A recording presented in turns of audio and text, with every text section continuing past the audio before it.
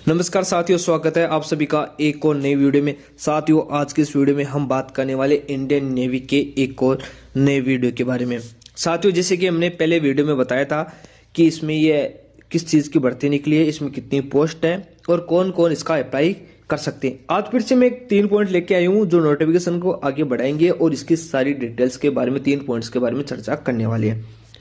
साथियों, वीडियो को अंत तक देखना। यदि आपको वीडियो पसंद आए तो इसको लाइक जरूर कर देना और अपने दोस्तों को भी ज़्यादा से ज़्यादा शेयर कर देना ताकि उनको भी पता चल सके और वो भी फॉर्म अप्लाई कर सकते हैं। क्योंकि जो इसकी फॉर्म अप्लाई की डेट है वो लिमिटेड डेट है, 18 तारीख से लेकर 31 दिसंबर के बीच में, जैसे कि मैंने आपको पहले वीडियो में बता दिया। यदि आपने वीडियो ऑन नहीं देखा है तो जाके इस चैनल पर वीडियो देख सकते हो और इसका नोटिफिकेशन भी ऑन कर सकते हो ताकि आपको नया वीडियो सबसे पहले प्राप्त हो सके। तो चलिए दोस्तों, शुरुआत करते हैं इस वीडियो की। ज़्यादा कुछ टाइम लिए हुए और हम बात कर लेते हैं उन 3 फाइलों के बारे में जिनके बारे में इस वीडियो में हम चर्चा करने वाले हैं। जो सबसे पहले देखो, आप देख सकते हो यहाँ पर हम बात करेंगे suitability for the person with benchmark disability.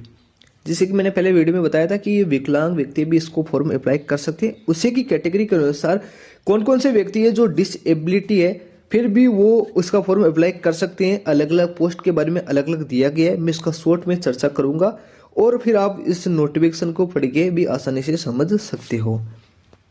दूसरा पॉइंट मैं यहाँ पर बात करने वाला हूँ। पहले जनरल पॉइंट के बारे में बात कर लेते हैं।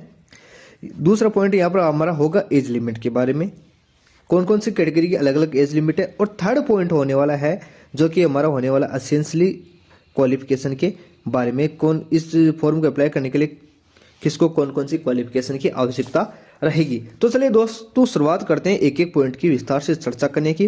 और सबसे पहले हम बात कर लेते हैं इसकी suitability for the person with benchmark disability.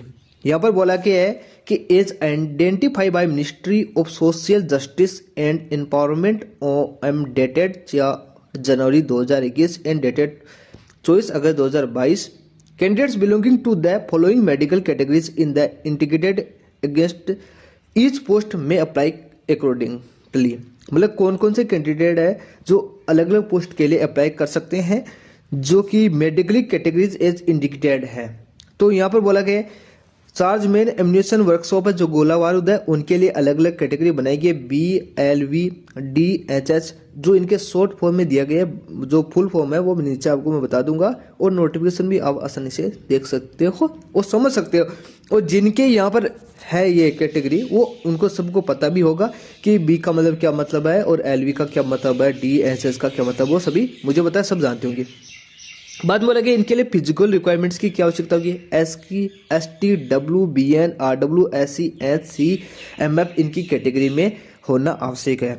फिर यहाँ पर अलग अलग पोस्ट बोला गया सीनियर ड्राफ्ट्समैन इलेक्ट्रिकल की कौन कौन सी कैटेगरी है, सीनियर ड्राफ्ट्समैन मैकेनिकल के लिए, और इनके लिए जो 4-5 पोस्ट है इनके लिए सब सेम ही है। और ट्रेड्समैन के लिए अलग बोला गया है और फिजिकल रिक्वायरमेंट्स के लिए भी यहाँ पर अलग तरीके से यहाँ पर चर्चा की गई है।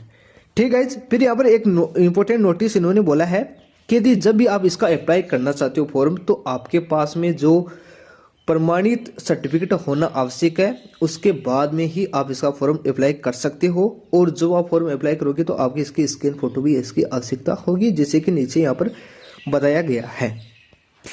फिर गाइज में हम बात कर लेते हैं यहाँ पर जो ये इंपॉर्टेंट नहीं है, वो ऊपर वाले जो दिए गए हैं शॉर्ट फॉर्म, उनको फुल फॉर्म यहाँ पर बताएगी। OAL का मतलब है 1 आर्म एंड 1 लेग, CP का मतलब है सेरेब्रल प्लासी, LC का मतलब लेप्रोसी क्रूड। यहाँ पर सारी इसमें चर्चा की गई है और यहाँ पर वीडियो को पॉज करके आप आसानी से यहाँ पर समझ भी सकते हो। फिर यहाँ पर अगले बढ़ते हैं और रिजर्वेशन के बारे में। रिजर्वेशन के बारे में यहाँ पर सारी दी गई है चीज़ें, और जैसे मैं इनके बारे में ज़्यादा नहीं बोलूँगा क्योंकि यहाँ पर ज़्यादा कुछ नहीं इंपॉर्टेंट चीज़ बोली गई है। फिर हमारा दूसरा पॉइंट आ गया है एज लिमिट के बारे में। एज लिमिट में बोला गया है कि चार्जमैन एम्यूनिशन वर्कशॉप और चार्जमैन फैक्ट्री इनके लिए 18 से 25 साल है।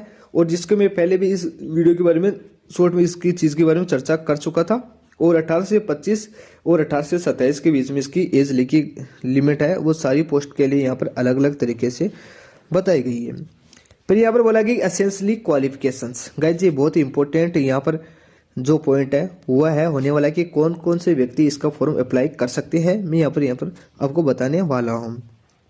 सबसे पहला कि चार्ट्समैन एम्यूनिशन वर्कशॉप इनके लिए एसेंशियली क्वालिफिकेशन है, बहुत इंपॉर्टेंट है कि वो किसी भी एक साइंस डिग्री या फिजिक्स या केमिस्ट्री से उनके पास होनी चाहिए, या फिर मैथमेटिक्स से एक किसी रिकॉग्नाइज बोर्ड से मान्यता प्राप्त बोर्ड या इंस्टीट्यूट से उनके पास होनी चाहिए। यदि यह नहीं है तो उसके पास एक जो बोला गया एसेंशियल है वो a diploma in chemical engineering from a recognise board या यूनिवर्सिटी से होना चाहिए।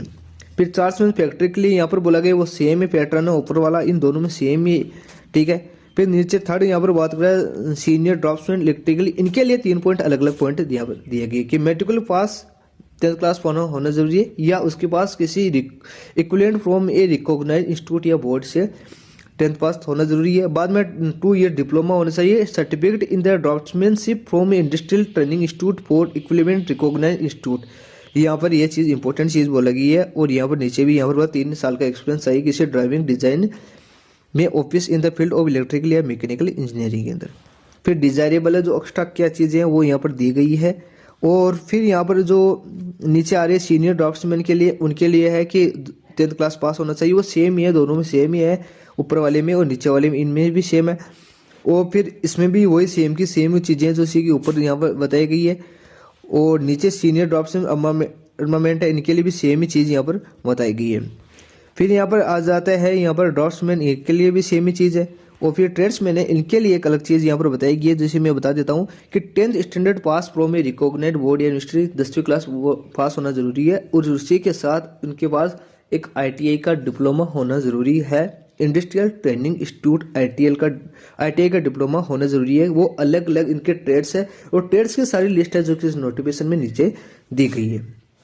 ठीक है, आज के लिए वीडियो इतना ही करेंगे, ज़्यादा लंबा वीडियो नहीं करने वाले हैं। यदि आपको वीडियो अच्छा लगा तो लाइक जरूर कर देना और अपने दोस्तों को भी ज़्यादा से ज़्यादा शेयर करना।